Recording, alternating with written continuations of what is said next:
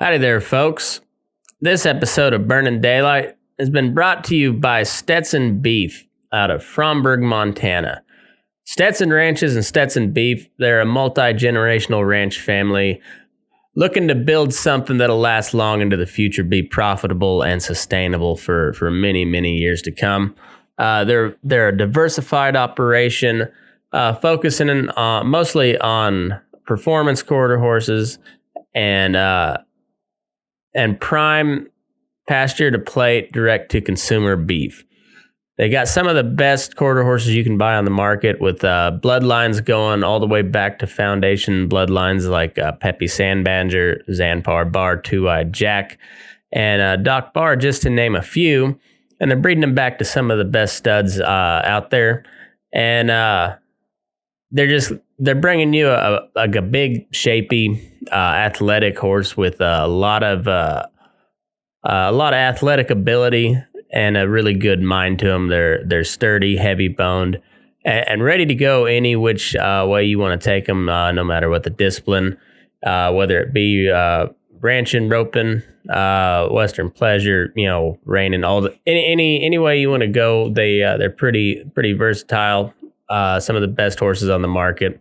Their beef is truly outstanding. It is prime beef coming from registered Black Angus cows, bred back to registered Hereford bulls. That's giving you a Black Baldy cross calf that's going to really do well on feed. Not that it matters to you, except that it's going to bring you a well-marbled steak delivered right to your door for a low price. They got packages from whole beef down to an eighth or a quarter, and then they just started a new subscription program. It's 8 to 11 pounds of USDA prime beef delivered to your door, $125 a month. If you use the promo code Burnin' Daylight, or Move Your Ass, MOVEYERASS. Move Your Ass for the promo code. You'll get 20% off your first month. Quarters and eighth beef packages starting at $9.95 a pound, and you'll have to contact Jesse and Stetson Beef to talk about a full beef. But anyways, it's a great deal. Excellent beef, great horses, and some of the best people you'll ever meet. Check them out online, StetsonRanches.com, StetsonBeef.com, and follow them on Facebook and Instagram at Stetson Beef. Next up, we've got Loma Livestock, the best goddamn sale barn in North America. Coming to you every Monday with a sale, 10 a.m. Mountain Time there in Loma, Colorado, 1369 12 and a half Road. Starting at 10 a.m. Mountain Time, cows and singles, the weigh up stuff will start the sale. Feeders about 10 a.m. And if you can't make the sale in person, you can check it out live online, dvauction.com. Click on the Loma Livestock tab. You can watch it and you can bid right there from the comfort of your home or office or horseback, I suppose. However you want to do it. A good buddy, George, running the show, doing a hell of a good job. You got any questions or comments for him? Or if you'd like to consign, give him a holler, 970-858-9988. Make sure you go check out lomalivestock.com for a market report and a schedule of events. And get a chance, follow him on Facebook and Instagram, Loma Livestock. Next up, we've got Ryan Erickson and Oxbar Custom Cowboy Gear. Ryan's working cowboy. Also been making cowboy gear for about 25 years. He's out of Stanley, New Mexico. And he's making buckles, bits, spurs, shaps, chinks, headgear, harnesses, whatever. He can make it. And it's all really good stuff, built to last, and it looks sharp as hell. He is sponsor of the Fancy Loop Friday giveaway as well, contest. So we're down to the last round. Clayton Patrick and Weston Getz going head to head. That's our 1 and 2 seeds. Anyhow, we'll I think what we'll do is we'll go ahead and announce them this Thursday at on the bull session. So the contest ends at 7:30 Pacific time, 7:30 p.m. Pacific time this Thursday, the 18th. So the day after Patty's Day.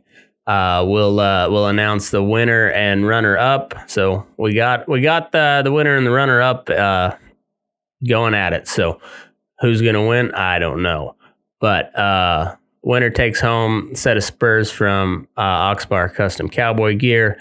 Runner up gets a pair of Hondas from Nick Lute and Nick Allen Lute braided rawhide braiding. So.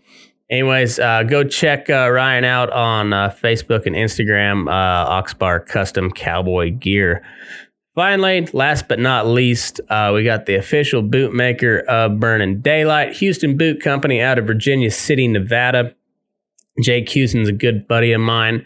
Been making boots for about 4 or 5 years, and he's one of the best in the business. He may not say it, but I will. Hands down, the best pair of boots I've ever had on my feet. Just excellent quality, craftsmanship and customer service all the way around. They're handmade to order, measured, all that by hand. If you can't do it in person, which is preferable, he can send you a kit to get you measured. Anyhow, it's all, like I said, all handmade, the finest ingredients. You're not eating the damn thing. The finest, the finest leather and, just everything that he does is just top notch, excellent quality. If you'd like to talk to him, you can give him a holler, 775-315-3022. Make sure you go follow him on Instagram at Houston Boot Co. Jake Houston on Facebook. So thanks to all the sponsors, and make sure you go check him out. Tell him you heard about it on Burnin Daylight. So let's get into the show. Sure was a big one, an old rodeo. They'd been trying to hire us for a few years or so. The grandstand was bursting, the infield was full. They'd run all the chucks and they'd bucked all the bulls.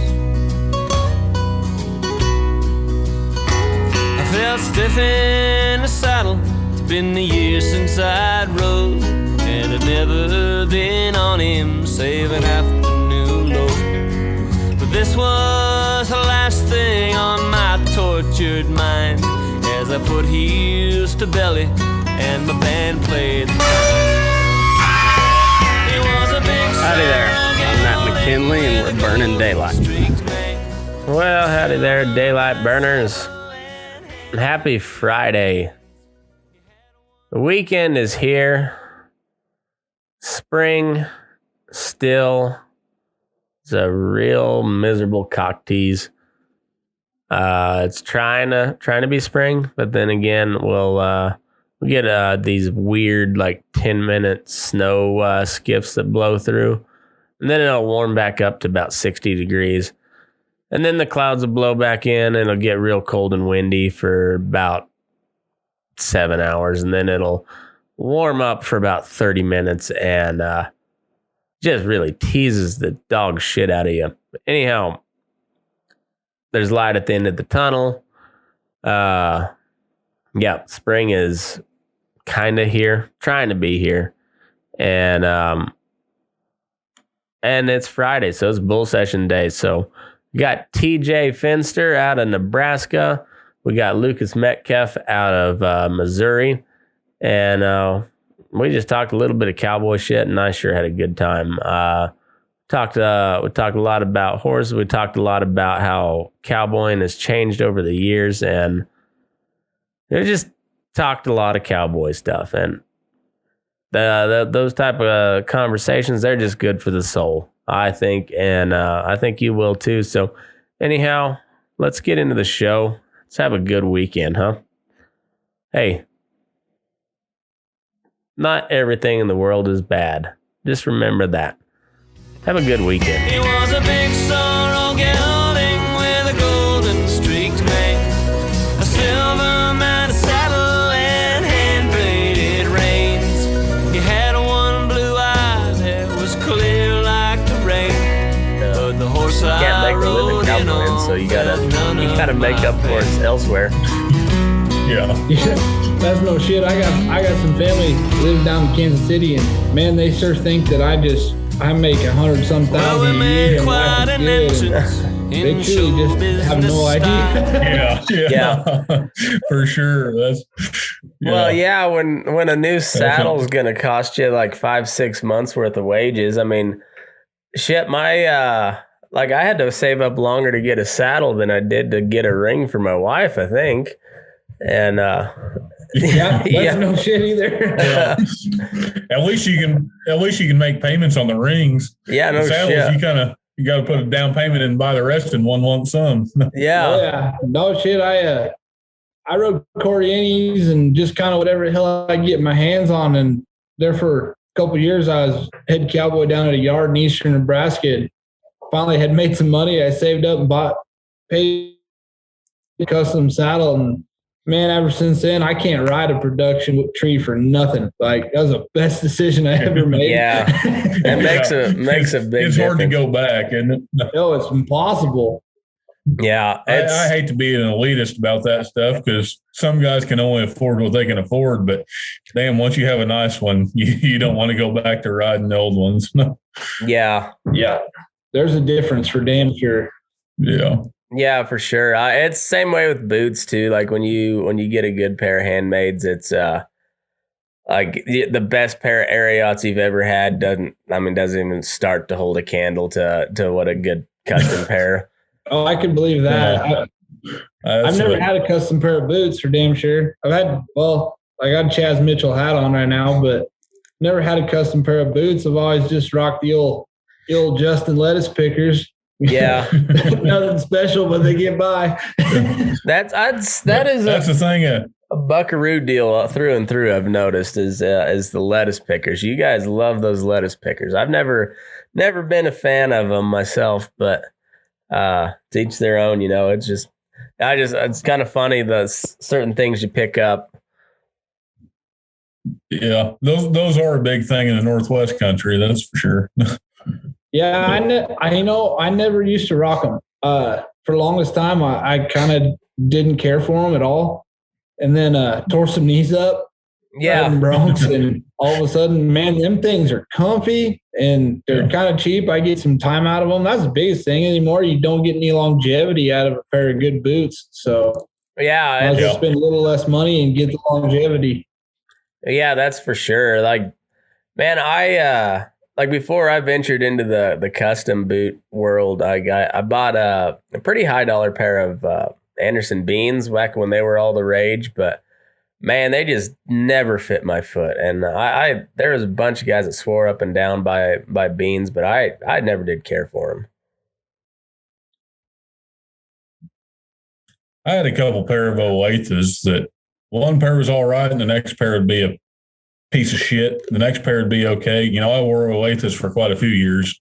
You know, they're an Anderson Bean company, but yeah, they weren't consistent enough for me to really like them. But that's one of the things that, you know, a lot of people want to gripe about how much saddles and boots and headstalls and bridles stuff cost, but there's no more proof to how much better that stuff is compared to the competition than people working for minimum wage cowboying paying top dollar for that equipment. Yeah, that's for sure. When you're working for slave wages and still paying top dollar for equipment, there's no more proof in the pudding of it's actually worth it. Yeah, when you got to take on another couple head of horses just to pay your tack bill, that's when you know that shit's important. It's kind of like the mechanics with the Mack truck, you know, or with the Snap-on truck. You know, they just sign their entire I did that page. for 5 or 6 years out of high school. I went to college to be a heavy equipment mechanic. Gave up on that gig because I couldn't pay my tool truck payments anymore. Yeah. decided I'd go broke training horses instead. Yeah, I can tell you right now, them lovely stimulus checks we've been getting, they have paid for some pretty damn nice bridal horse jewelry. Yeah. That's some fancy new equipment there. Thank you, Joe Biden. Fuck. Yeah. So, well, shit, you guys are popular tonight. We got a whole passel of people watching us, but we everybody tuning in. We got TeJay Fenster in the hat. We got Lucas Metcalf with the stash, and we're burning daylight. So, Lucas, where are you from originally? I grew up in northern Arkansas, but I've been kind of all over between the Mississippi and the Rockies ever since. Right on. And TeJay, how about you? I'm originally from a tiny little town in Midwest Wyoming, and graduated high school, come back out towards Nebraska, and pretty well stayed here ever since, bouncing between the yards and ranches. Right on. Yeah.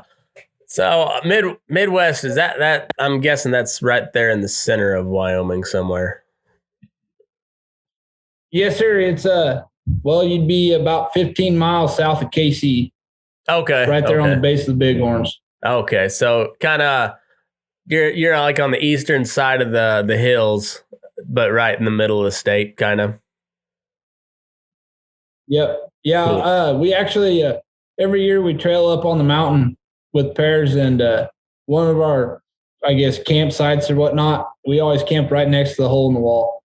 Oh, no shit. So it was cool country to grow up in. I mean, it's just your typical Powder River sagebrush country, but yeah, I worked for Frank Shepperson all through high school, and rode rough string for him for a long time. He was a different cat. He tried to kill me off more times than I can count, but I learned a lot of stuff from him too. Yeah. That's cool. Learn how to stay alive. And then you got Arkansas. I imagine that's just a whole different style of cowboy. Yeah. Oh, should we get Derek Mott on here? He's talking shit on you, Lucas. Oh, that rotten son of a gun. Don't let old Derek get you down. Yeah, he doesn't have anything good to say anyway. Never. Not once. Yeah. Oh, shit. But yeah, so like Arkansas is pretty big cow-calf country. I mean, I guess a lot of people don't really notice it, but there's a lot of cattle that come out of that part of the world.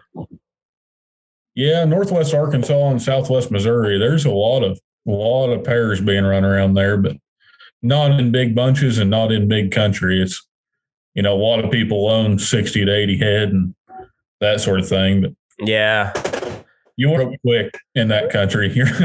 You're breaking for the cedars. We don't have much time. Which there's a lot of people around there that pretend they're punchers, but it is what it is, I guess. Yeah, I think everything used to be pretty good cow country until the civilization caught up with it. I mean, you look at any good Western book, it's always talking about how they're trying to stay one step ahead of the bankers and the lawyers and all that shit. Just always move west. Yeah. Or like Lonesome Dove, trail cattle up to Montana because, well, shit, you already got the Indians whooped and the bandits under control. So go see some new country, huh? Yeah. Once you get the Indians and the bandits whooped, it's time for the bankers to come take everything from you. I mean, you whoop the Indians, we whoop the bandits. You go down to the Sixes and interview Boots O'Neill. Like I think I'll quit after that. I mean, it's all done. Well, if we get Derek Mott on the show eventually, I think that Derek Mott that'll be the retirement episode. Finally got her done. He's probably too good for you. He's got shit to do and horses to shoot. Yep.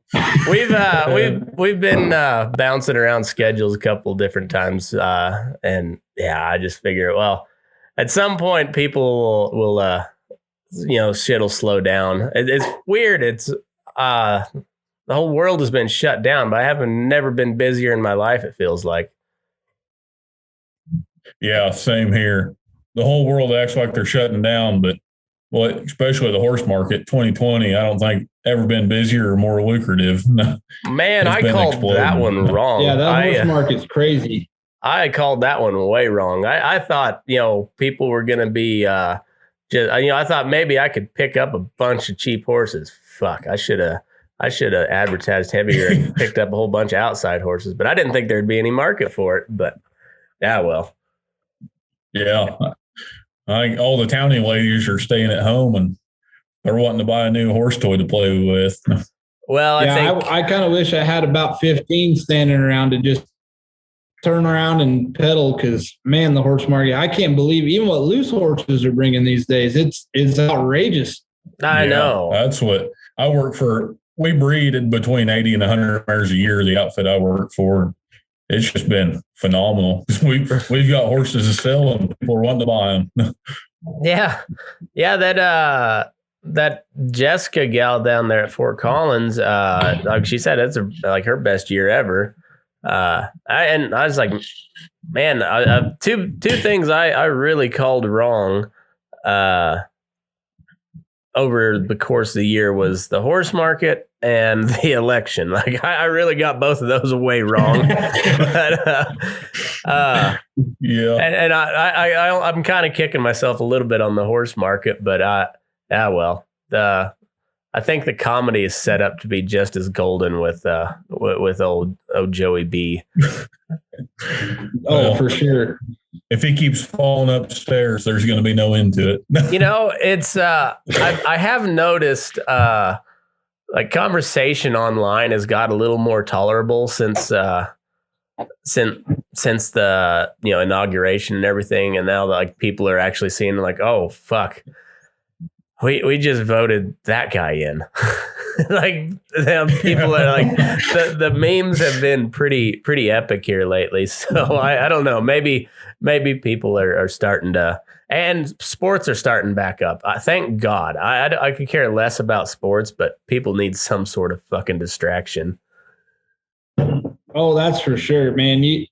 When they shut all that down, 2020 sucked, don't get me wrong, but I pick up broncs for a little bit and I still ride broncs, and man, I make quite a bit of income throughout the year with doing those two things. And last year sucked. And then I couldn't even sit at home and watch damn rodeo. I was like, man, screw 2020. Mm-hmm. I know. I just so maddening to me because, well, and I'm sure it's kind of the same way with you guys. It's just you grow up, you're in a small town, so I mean you're not around anybody anyways.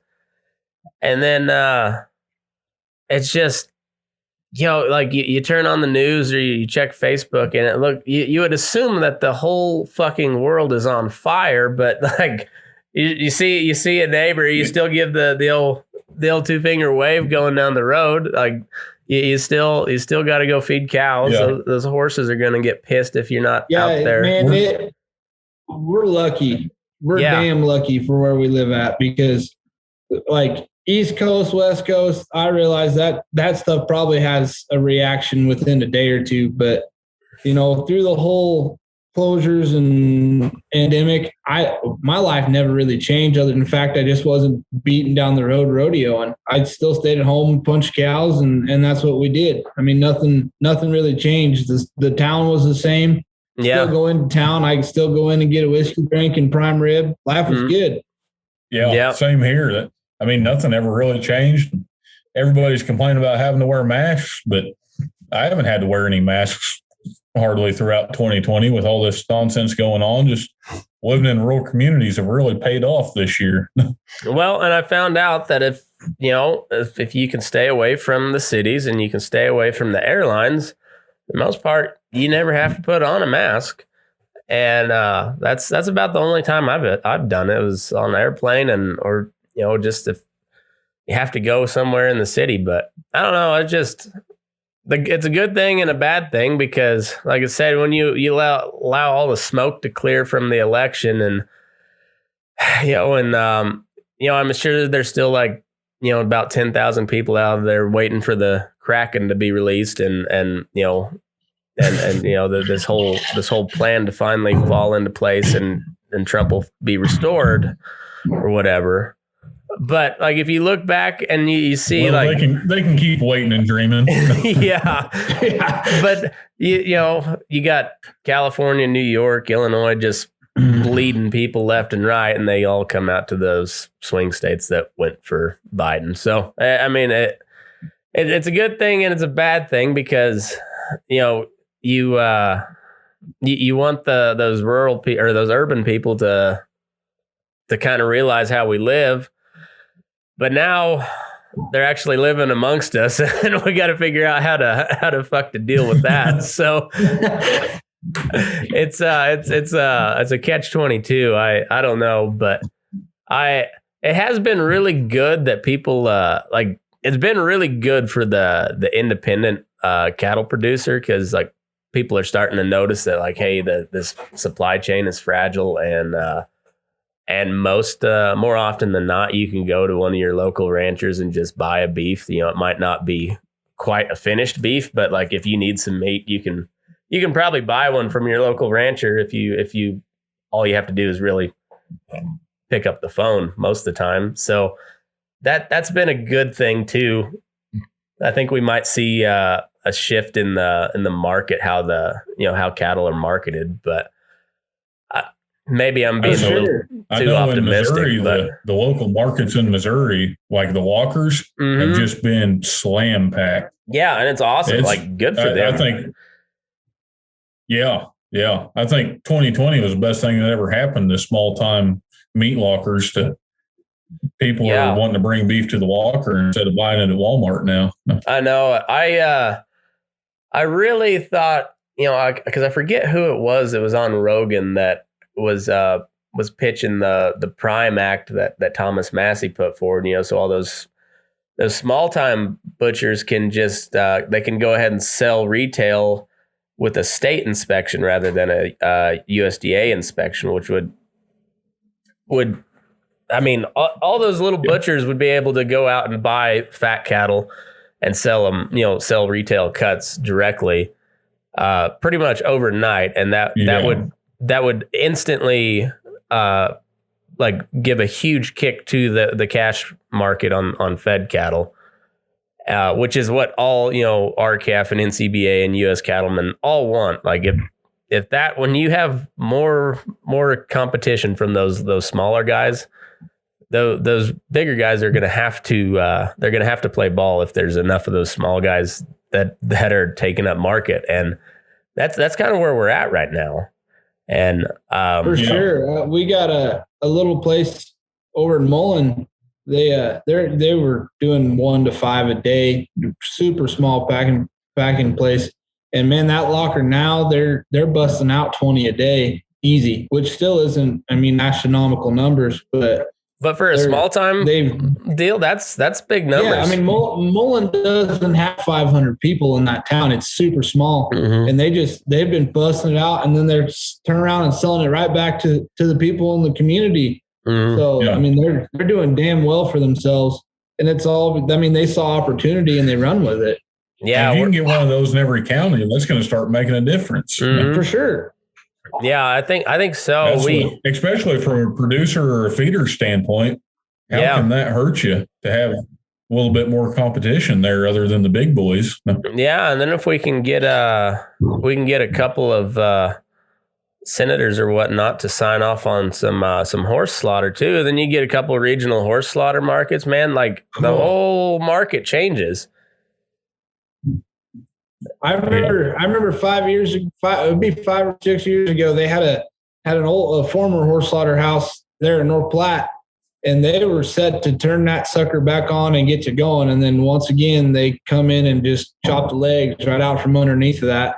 Everybody wants to keep their damn pasture pets, and nobody realizes what it really costs.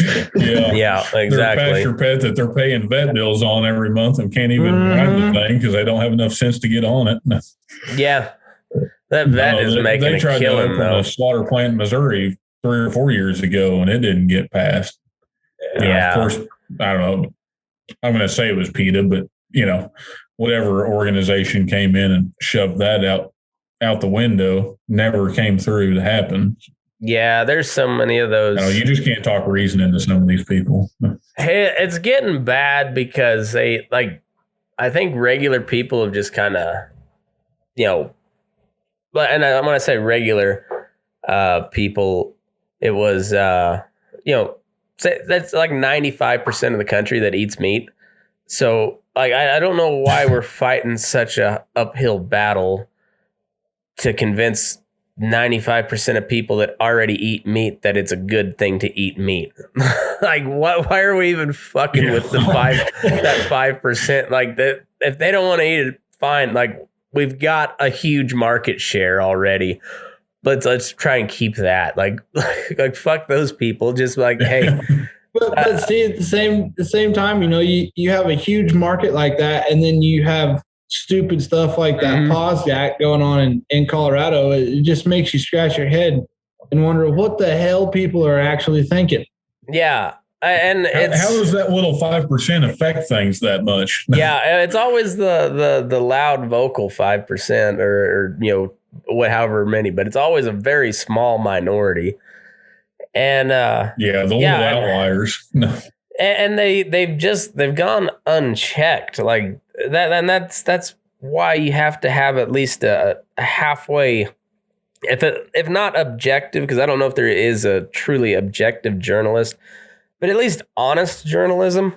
Like even if you put some slant on it, like show your bias right up front. Be like, hey, this is where I'm coming from on this story. Okay, I can figure out. Transparency would go a long way. Yeah, because otherwise, they just report on these with everything these PETA groups say as the gospel, and like, well, no, that's not even remotely true. So this shit that they're trying to do in Colorado, that would instantly just shut down all of those kill plants in Colorado, like Greeley, Fort Morgan, all those towns on the Eastern Plains, with slaughterhouses there.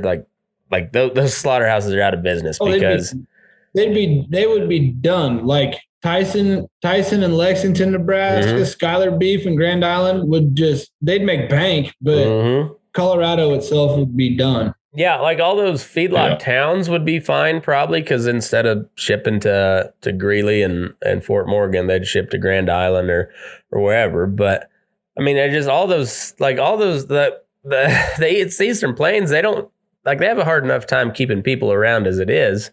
But you take away the main economic driver of that community, and Greeley becomes just a damn near a ghost town, or they just go ahead and said, fuck you, we're Wyoming now. I mean, that's probably what would happen.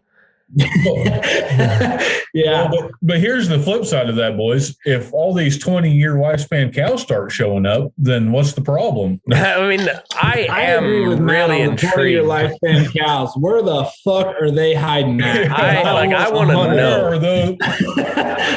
Where have they been hiding at? They might be the ugliest, rankest bitches ever, but they would be worth a lot of money.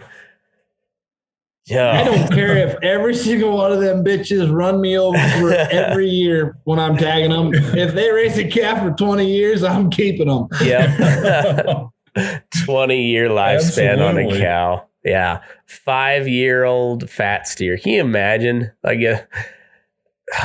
can't even imagine trying to draw up a feeding program to keep them lean enough for 4 years and 6 months so that you can find. Just it. People don't realize. People don't realize that on most of them rails and them big pack. Yeah. Don't hold anymore now. They don't have the equipment to be packing those around. Yeah, so you're going to have to change everything to a 2,000 to 2,500 pound rail, because them sons of bitches are going to be just huge, and it'll just kill everything. It'll cost too much to modify everything to make it work than to just veto it out right from the get go. Yeah, and so and you've seen that a lot in the. That's how the chig and hog market got so commercialized. And so segregated, I get, for lack of a better term, was they just started pushing more and more regulation on those markets. Yep. That's exactly what it was. Where they had to have so many equipment upgrades that the smaller guys couldn't afford to stay in the business anymore. Yep. Yeah, that's how all that big business loves big government. I mean, they go hand in hand. That's why those, you don't ever really hear too much pushback from from Tyson and JBS when some regulation is proposed. They might give it some like, oh, that'd be terrible. Oh, please don't do that. But like they don't fight it hard. They never really go tooth and nail with it because they can afford to, they can soak up that cost, and that just makes the barrier or the bar to entry just that much higher. And so and they can buy up the competition that can't go along with it. Mm-hmm. Yep, that's exactly right. That's how it all. I mean, fuck. That's all this past year has been. Is you shut down all the small businesses and everybody turns to Amazon and Walmart and Home Depot, and they get bigger and bigger, and your Main Street shops just shut down. For sure. Now, I'm curious here, Matt, because I know you're over there in Nevada. When you guys got the height limit on them Holstein cattle, or does that not really play into your guys' factor over there when it comes to stuff like that? No. I don't know what the only height requirement we have is like they consider 50 inches at the withers to be mature.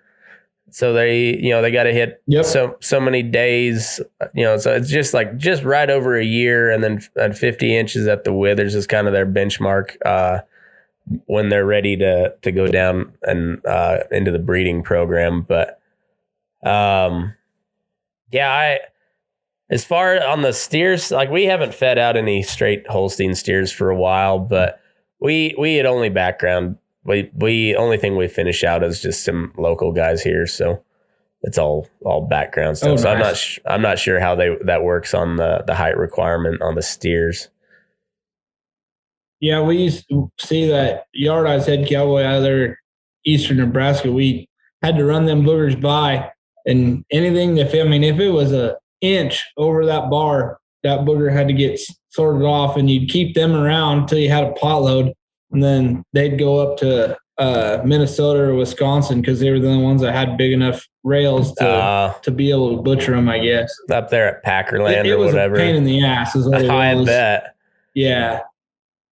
Yeah. That's what every cowboy wants is one more process they have to deal with. Yeah. I just love seeing 115 head of 3-weight Holsteins come off a truck. Like,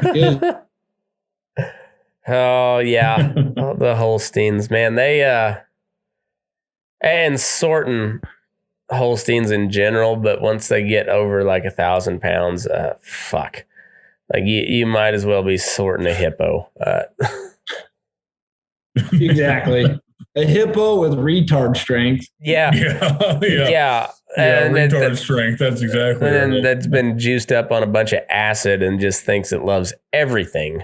And just man, those everything. Yeah. Oh, they're awful. Yeah, I hated them. I went through the feed yards for a long time, and we never once had a Holstein for quite a few of the yards. I mean, we had cattle from Canada and Mexico and everything in between. And that yard there that I was head cowboy at, man, they had more Holsteins that run through there, and they're just like sheep. I swear to God, if one felt bad, the whole damn pen felt bad. They just all wanted to die. They're just terrible. Oh yeah, and they wouldn't even fight you. Hugs. They wouldn't fight you or anything. Like you get old Bramer steer, like thing can't hardly move, but he's still going to try to kill you before he goes ahead and kicks. Yeah, he's still got some try. Like the Holstein, he'll just roll his eyes back in his head to die just to spite you. Yeah, just you look at him wrong, he'll get offended and die. It's miserable. Shit. He's a fucking liberal through and through. He is 100%. Holsteins are they're the woke cattle. Yeah, they just need safe spaces. They do need safe spaces. But it's amazing what they can live through. Like they can't live through any illness, but they they can. You'll see them bloat and they'll die of a bloat. You cut them open, and they've got like about a quarter size spot on their lungs that still works, and you're like, how have they been living this long? And they have a belly full of feed, and they bloated up and died. Like, sure enough, bloat. You're like, yep. How are you still living? Like your entire lung is like a hockey puck, but I still swear that 1,000-pound Holstein is the heaviest thing on the end of a line that I have ever tied into in my life. Oh yeah. Like they just, the way, I don't know if it's the way they're built or what, but them boogers are heavy. The way they can make themselves dead weight, even when they're still breathing, is ridiculous. Yeah. Well, and like they don't move the same at the end of the line either. Like when they go to like to buck at the end of that rope, just about every steer, especially like if you're sliding rope, they go to hop and you slide some rope and you can feel that. But like a Holstein, it's like when you got a bunch of horses that ain't trailer broke, when you're pulling them down the highway and they're just all over them. That's what it feels like trying to lug a big solid Holstein when you got them on the end of a rope. It's just like parts moving in different directions. Don't know where they're going. Yeah. Yeah, it's fucking weird. And and you always feel bad for anybody trying to pick up heels behind you because you're like, I've got nothing for a handle. So good luck.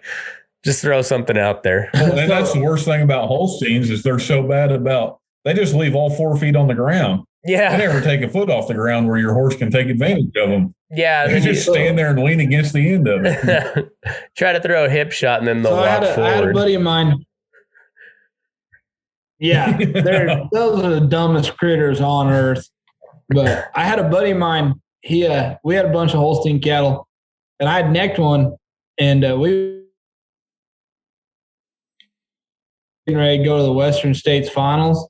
So over there you got Dally on Slickhorn, and he's a Kansas boy through and through. Wears a taco hat, and whatever. Still a damn good hand. Yeah, I was like, man, you got to learn how to Dally on hide, and I hope to God he listens to this because so Cole knows that I'm making fun of him. That's awesome. But he had this brand new 50-foot nylon poly blend, and I had this Holstein ropes, and man, he rolls around and just super short heel trap, locks it off right. And he just took one wrap, and that old Holstein grabbed his ass and went to run up the rope. And I was trying to tell him to keep stacking them on, but I was also laughing so hard because that brand new poly blend, there was wax coming off of the horn. And I mean, his eyes was just as big as they could go, and it just sizzled all the way through his neck. So it looked like he had not find that other wrap. It looked like he had smoke and ice blowing up off your horn there with the wax and and smoke. It's awesome. It was priceless. You couldn't keep a straight face, And he got done. He's like, "What the hell did I do wrong?" And I was like, "Dude, you got to keep going to the wood." If one don't do it, try two. If two don't do it, be better try five. Because just shut her down. Just keep rapping. You get enough callus on your hand, you'll figure out how to start finding more stacks. Yeah. Yeah.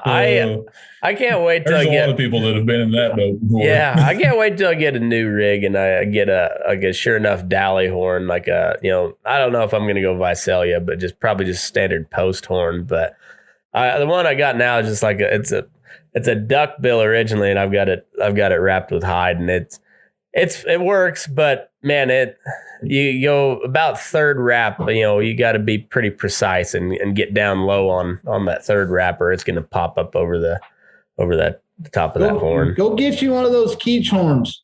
Yeah. That Keach horn, it's a post and all, but man, that horn is awesome to Dally off of.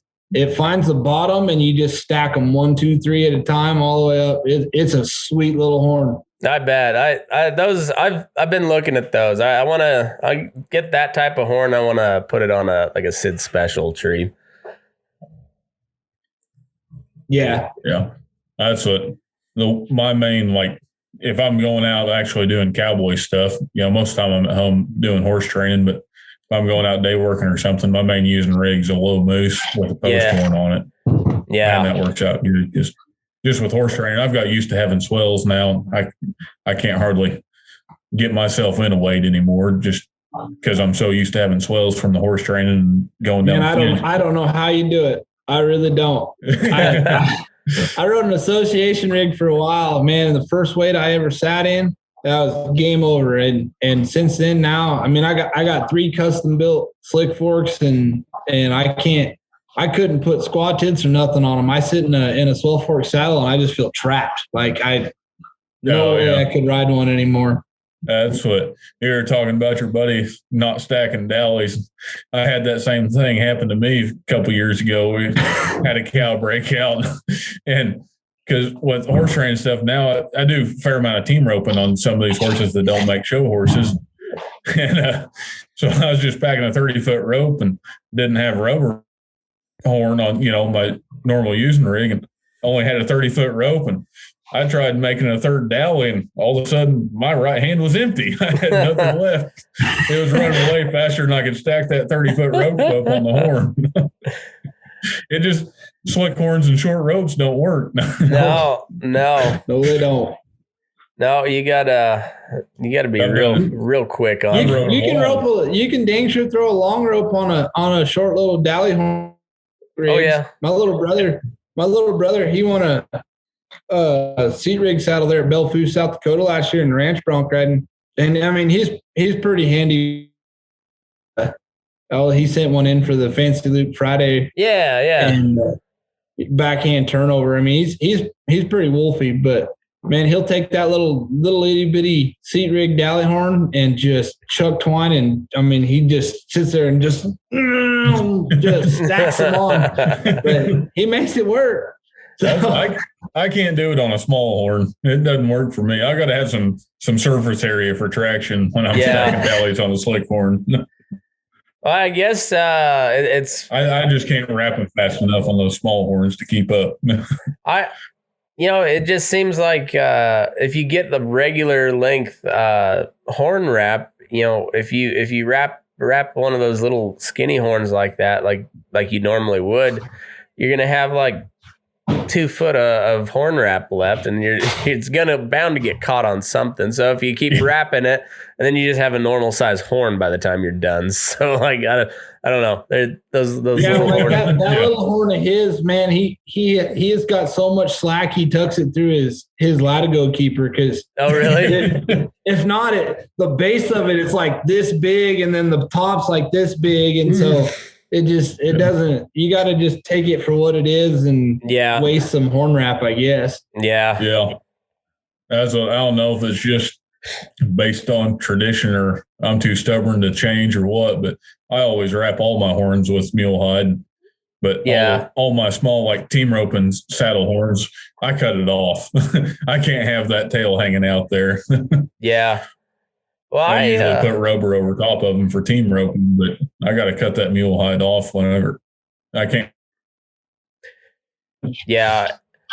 I know it's good to have that mule hide on there anyways, even if you are roping on or dallying on rubber, just to get the, keep your horn itself protected anyways. Yeah. Keeps your swells from getting tore up too if you actually run it through your swells the way you're supposed to. Yeah. And I don't know about you guys. I grew up, my dad, he was a rubber guy through and through. And when everybody I worked for when I was in high school was a rubber. I mean, everybody always dallied on rubber. That's how they were.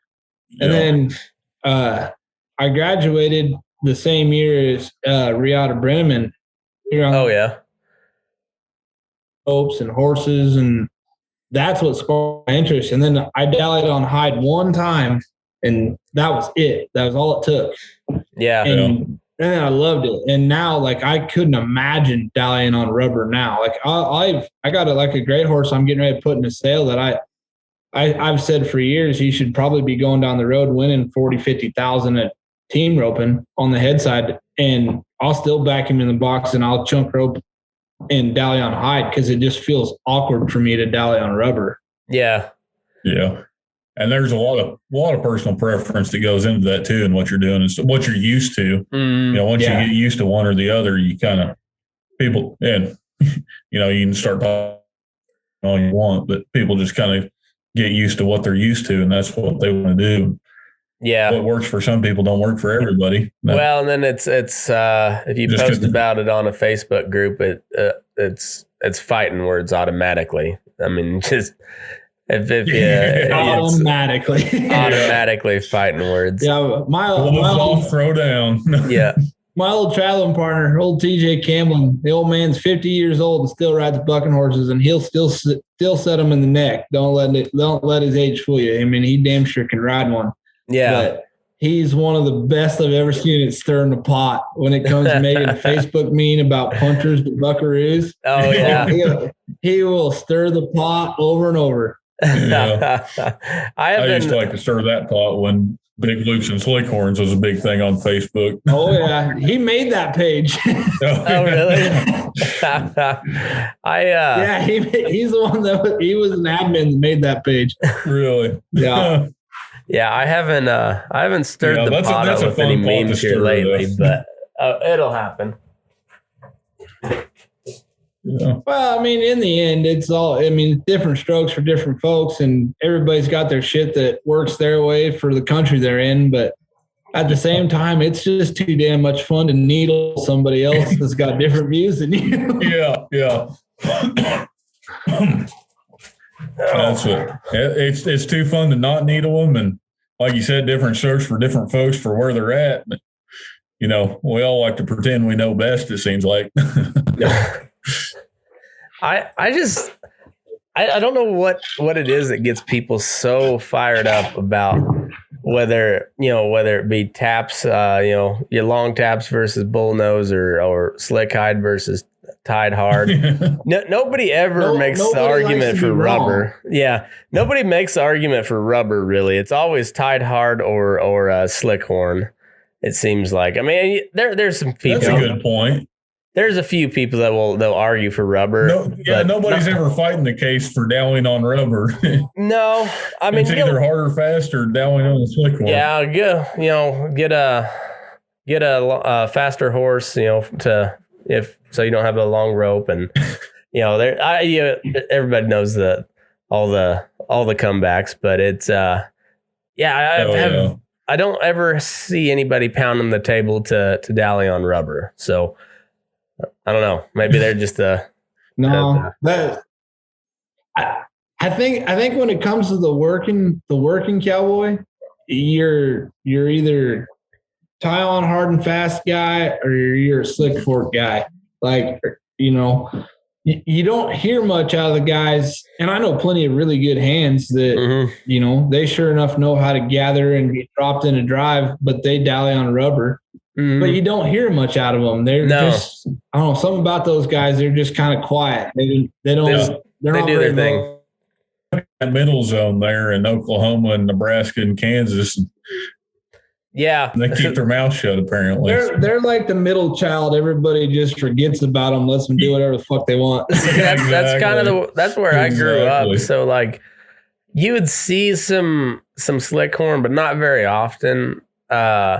But a lot of rubber, and then you'd see a handful of guys tie hard. Not a ton of guys. Most people just dallied on rubber, and nobody. You would you'd see somebody on a buckaroo rig, and you might kind of give them a weird look, but that was kind of it. And then you'd usually make fun of the guys tied hard because they were from Texas, and we make fun of Texans at all costs. So.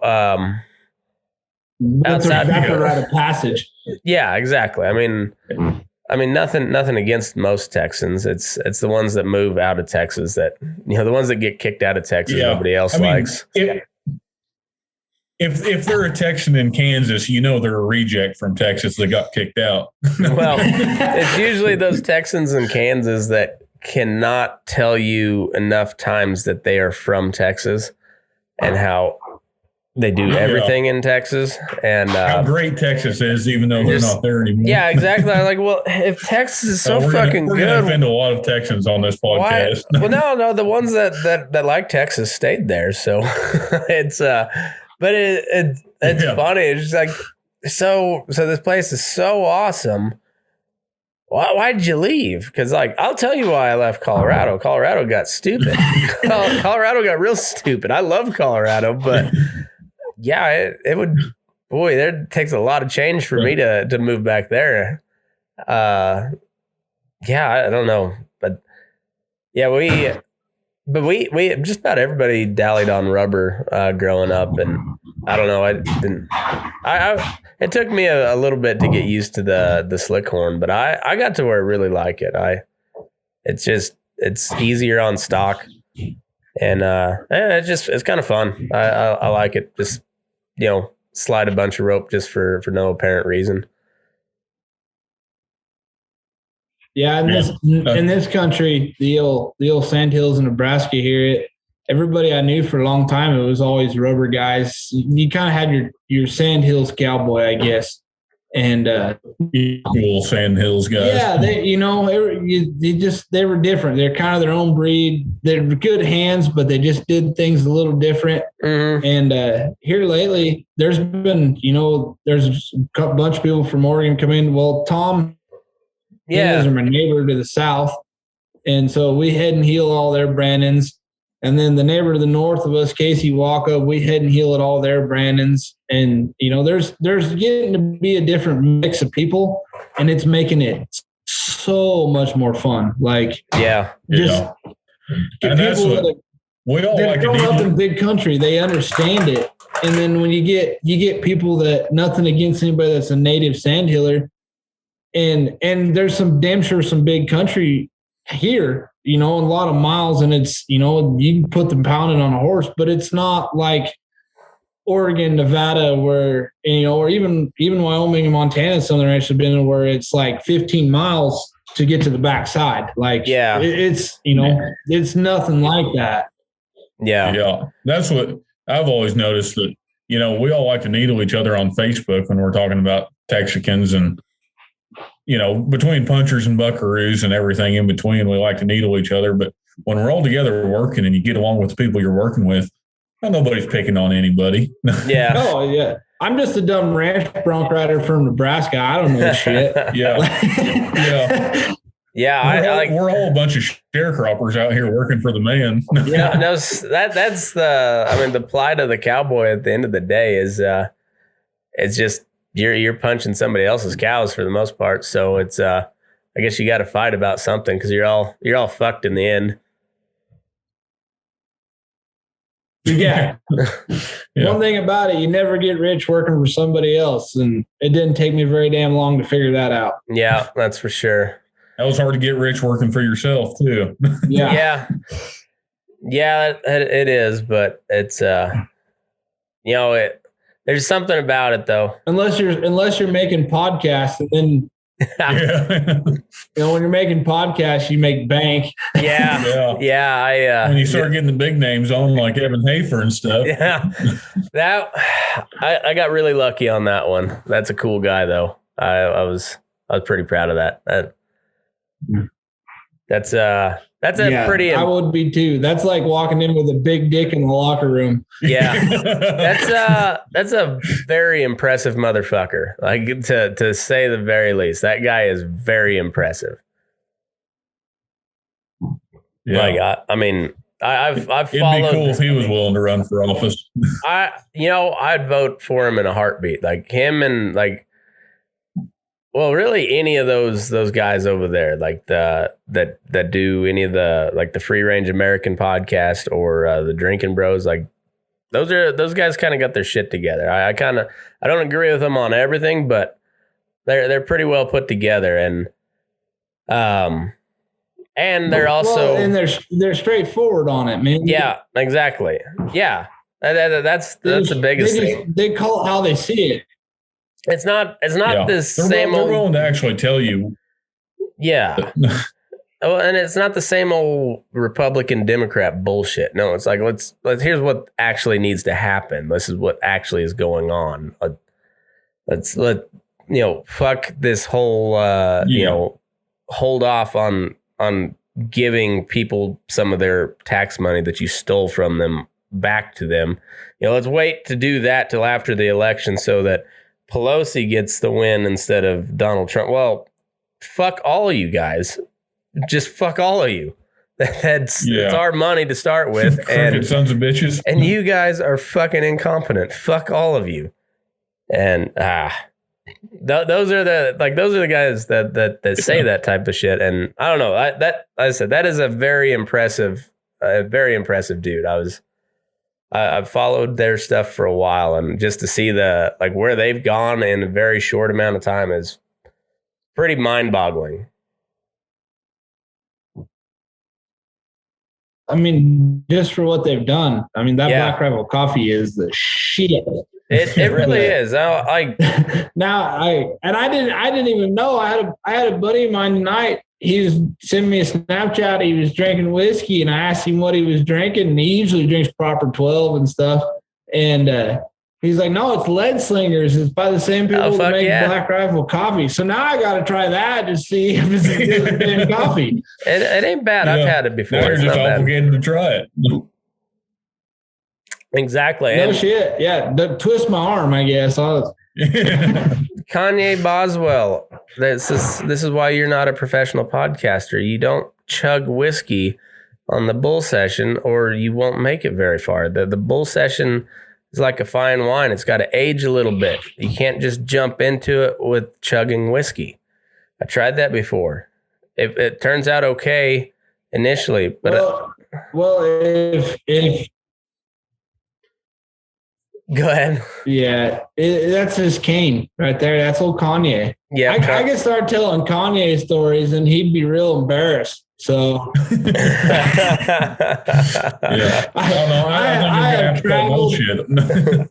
I have traveled coast to coast, north and south, border to border with that guy right there. We've had a lot of fun together throughout the years. Yeah. I was just thinking, if you can't drink whiskey in the bull session, I'm going to call that bullshit. Well, yeah, if I can't drink whiskey, I'm fixing to be done. No, you guys can drink all you want. I've got to pay it somewhat careful because I still have to edit and shit. So that's the big thing. It's not so much the conversation; it's the after that I still have to. I've got shit to do. No, you can't just chug whiskey. You can't just chug it, but I will sip. And I'm also kind of running. We were unloading cattle today, so I didn't make it to the store in time to get some replenishing. So this is what I got, Kanye. So I got to savor it. Are you guys still getting a bunch of them California cattle? Yeah, I think we got about another 800,000 head left of them, and then we've probably got another 4 loads of Mexicans to come in yet for the first set, and then I imagine we'll get another big slug of Mexicans here later this summer. These California calves are little bitty. I don't know what their situation was, but they ran out of something because these calves are pretty small. But or they just sent us the Leppies first because the first 2 loads were small, second 2 loads were even smaller, and then after that they've all averaged about 100 pounds heavier. So they're not quite as much, bunk crawling little bastards as they were that first day. I bet we put 100 of those little fuckers away. Jesus. Yeah, they were everywhere. Just gets old fast, too. 300-pound ballin' calves. Oof. No thanks. That's everybody's daydream, isn't it? Yeah. And not even like 300-pound Holsteins, like 300-pound Angus calves. So they're like a full foot shorter. Yeah, man, that yard I was at last, I swear to God, they'd have fed an ostrich if they could have made money. Like the one set of calves they give to me, and they come all, them boogers were 300 pounds, but were damn near a year old. And fuck. They all had there's all tie down calves. Oh yeah, man, they were junk. Like you had better luck pulling the ones that were healthy than you did pulling the sick ones, because the odds were less than the other. Oh man, shitters. We got some Ozark. Them good high risk feed yards. Yes, sir. We got some Ozark cattle. It was I think it was just a single load, and we had this one head like a fucking buffalo. It was like, just giant fucking head. This thing had to have been like 4 years old at least. Tail was dragging the ground, and he was about the size or about the height of a small Hereford cow. Like he was just tiny, but a head, like, I mean, his head was just massive, and just generation after generation of that good old Ozark, Missouri inbreeding. Just, yeah, there's plenty of that. And he probably got pulled 18 times and through the chronic pen because he was just ugly. Probably so. I can't remember what happened to him after he got processed, but I wouldn't doubt that. Man, when I was running that yard, I always had people pulling cattle, and they'd be like, "Man, I swear he's sick," and I just kept letting them, like, "We're a high risk yard. You can't fix ugly. Like, you can throw all the drugs at him that you want, but he's still gonna be ugly." Yeah, and if you're double, second guessing yourself, and you follow him all the way up to the hospital, and you don't hear him cough one time, like, he's probably fine. You probably go ahead and take him back. Yeah, like, he's probably okay. he's probably fine. Like, he might go ahead and just and do the slow walk down there, but if he don't cough, he's probably fine. Probably fine. Yeah, and see that, like, that yard there, we didn't do any of the lung scoring. Oh yeah, the one yard I was at, we actually did instead of that machine, we did the actual stethoscope on their side there. Uh-huh. And man, that was cool to listen to their lungs. I learned a lot just by straight up listening. And you could kind of get to the point where you could see cattle and kind of score. But it was a lot of fun. Damn sure a lot of fun. But now, like, there's a different generation of guys that ride feed yard pens. Like, you don't see the people when I first started, you saw those guys that rode pins for 10, 15 years, and they were the diehards. It didn't matter. And I realized feedlots and everybody changes places because of management or whatever. But you don't see those guys that just every day show up to do the job and they just get it done. Yeah. And they do it efficiently. Yeah. You're right there. And I think a lot of that has to do with how corporate has affected feed yards in the last 10 years or so. Yeah. You can, I call it, corporate oversight, but you can narrow it down to government overreach on how OSHA, things like that. I think that's what's pushed a lot of those type of people that would become that in this day and age. They've been pushed out because there's that. There's no relationship with the company that owns it anymore. Yeah, there's that. And then there's the whole insurance. That's something I need to. I should do. That's part of the corporate overreach thing that I'm talking about. They're more worried about protecting their own ass than they are protecting their cattle. Yeah, that's and that kind of goes to, like, society as a whole. Like, everybody is hedged out the fucking ass because they're afraid to lose their ass, which is understandable. But, like, it's all and I firmly believe in risk management. Like you obviously got to manage your risk somewhere, but you still have to take risk. And like with all the insurance shit that you can get, like you spend all your money trying to make sure that you have all your risk covered, and then you don't make any money because you're just like paying insurance. And then at the end of the day, like those insurance companies are gonna just milk whoever they are, supposed to get money from. They are gonna milk it for every penny it's worth. That's why the healthcare system is so fucked. That's why the feedlot system is so fucked, because anybody can sue for anything and probably get some sort of settlement, because it just, at the end of the day, it's cheaper for the corporation to just pay a settlement and admit no fault than it is to actually go through the court process. And then you, I don't know, it's just it's a government overreach, it's corporate overreach, and then it's just like I think our entire way of looking at the world as a culture anymore is just fucked. And when I say we, I mean mostly the urban mindset. One of my big opinions is the insurance problem. Mm-hmm. Insurance has changed the economy so much that nobody even saves any money anymore. They're just paying for it, putting it in the bank. It sounds like all quaint and neat. But and I know I sound like a broken record, but I listen to Ron Paul a lot because the guy makes a lot of fucking sense, and he's been right about a lot. But back in the day, before the leaps and bounds we've made in the field of healthcare, your doctor would come to your house if you were sick, and then he would give you a bill.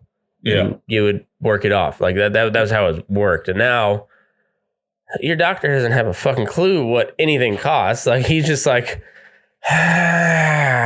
which form do I have to dot first? Like, do I do initials or do I sign first so I don't what is the best way to not get sued? Give him some Vicodin. That's the best way to not get sued. Give him some Vicodin. And that's a cure-all. Yeah, it's fucking wild, man. I don't. And you don't hear many people complaining about it whenever they get a prescription for Vicodin. No, but hey, you get caught with an ounce of marijuana in your pocket in Texas, and you're getting your ass straight to prison for that shit. Yeah. Ounce of marijuana, right? What's the difference? Yeah, seriously. I mean, there's Jeff Sessions. Good people don't smoke marijuana. Yeah, okay. Fucking guy. But yeah, it's I don't really smoke myself, but for it to be that a little bit ridiculous, in my opinion. It's wild. But I guess go back to the original point. Yeah, I think like the insurance and just like the whole like corporate liability thing has just led to so many fucking, but just like any bureaucracy, like any company that gets too big, eventually it's just like, well, it's like the US, What the fuck does what we're dealing with in Lyon County, Nevada? What does Joe Biden and all those people at Congress, even my elected official, Stephen Horsford, who's from Las Vegas, the fuck does he know about Lyon County, Nevada, all the way up there in DC? It just it becomes inefficient at some point, and you don't draw talent that way, because all the good cowboys like, well, so I can't use my rope. They're in a bind. They'll say, all right, fine, whatever. I won't pack a rope. But now you can't trot to get around that animal. You can't lope. Goddamn, you definitely can't rope. Well, fuck that. I'll just go work somewhere else. A lot of guys just, and you can't blame guys for that though. You can't. like, I mean, I worked for,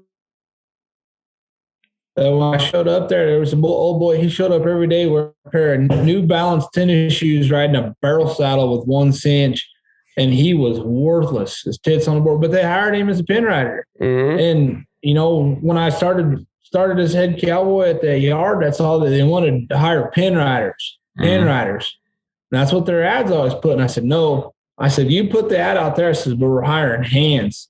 Yeah. Because I don't want to have to deal. I mean, I had a 10 cowboy crew. I didn't want to deal with 1 or 2 good hands and a bunch of freaking idiots. Mm-hmm. So, you know, and I had an old boy show up one time. He showed up in a pair of basketball sneakers, a hooded sweatshirt, and a flat bill ball cap looking for a cowboy gig. And I said, we don't want to hire him. I said, you show up for the job you want. Mm-hmm. And the boss ahead of me said, oh, we ought to give him a try. That guy didn't even last till noon. Yeah. And the other thing is, you know, operations that are hiring guys like that, they push the good guys out. Because, I mean, if you're a legitimate hand that actually cares about what you're doing and trying to do your work to the best of your abilities, and you're having to work with some dipshit like that down the alley, why do you want to be there? You're just frustrated the whole time because you're dealing with idiots. Well, the biggest thing I feel like with that is the same thing that's in America as a whole. You have a dipshit. He may not be worth a piss on a horse. He may not be worth a piss looking at cattle, but he's there every day. And there every day means it's a body. And if you got a body, you can put that body somewhere. Why hire a competent person that can do the job for so much amount of money when you can go and hire 3 incompetent people that are going to be there every day for the same amount of money? Mm-hmm. Yep. Well, you know, I guess I would say I understand that logic, but I mean, if that were really the case, we'd probably ship all our jobs in manufacturing overseas. No. Yeah. No. Man. Sarcastic there. Man. Well, Talk about hiring 3 incompetent bodies to replace 1 competent one. Yeah, I was gonna say on ship that everything note, overseas and we'll be in good shape. I think we'll wrap up the main portion, and we'll head into the Patreon section with we'll go with some of the best like awful hires or like, you know, people looking for jobs, whatever the case may be. But I've got a couple doozies. I'm sure you guys do too. So. Thanks everybody. I got 1 or 2, but I need a new whiskey drink before we start. Perfect. That. So cool. So thanks everybody for tuning in. Lucas, where can they find you on social media? Lucas Metcalf. I'm on Facebook and Instagram, or St. Clair Performance Horses. Perfect. On there. So. TJ, how about you? I'm pretty well just on Facebook, TeJay Fenster on Facebook. You can find me too on Screw 'em Upright Quarter Horses. But other than that, it's about all in place you can find me. I keep it simple. Cool. Well, I think that'll do it for us. Keep tuning in, and if you'd like to hear some good stories, check out patreon.com/Burnin Daylight. We'll be takes at least 4 people to fix the things out. TJ Briggs takes at least 4 people to fix the things I fuck up. Yes, me too. It takes me 4 times to read something. Anyhow, why don't you guys sign us off?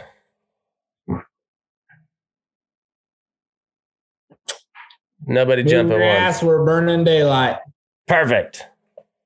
Bam. Both of us at the same time, or what? I'm not good at these podcasts. We're good now. Move your ass, boys. We're burning daylight. Awesome. Sure was a big one, an old rodeo. They'd been trying to hire us for a few years or so. The grandstand was bursting, the infield was full. They'd run all the chucks and they'd bucked all the bulls. I felt stiff in the saddle. It's been a year since I'd rode, and I'd never been on him save an afternoon load. this was the last thing on my tortured mind as I put heels to belly and my band played the time. He was a big sorrel gelding with a golden streaked mane, a silver mounted saddle and hand-braided reins. He had one blue eye that was clear like the rain, but the horse I rode in on felt none of my pain.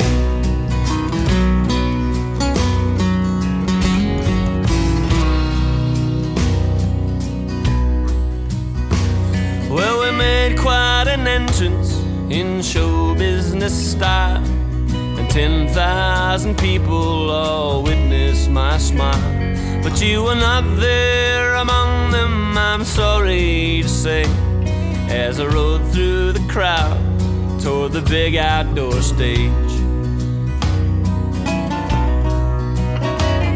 If my pony was skittish with all the people around, and if he spooked just a little when the spotlight shone down, it's nothing compared to the heartbreaking pain that come with a love that has withered in vain.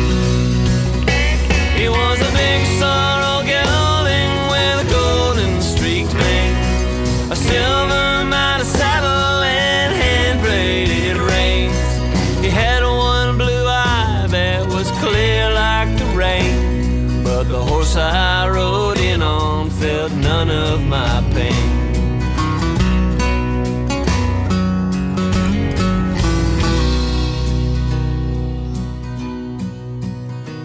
So we played through the show, and like I always do, I sang every one of the love songs for you.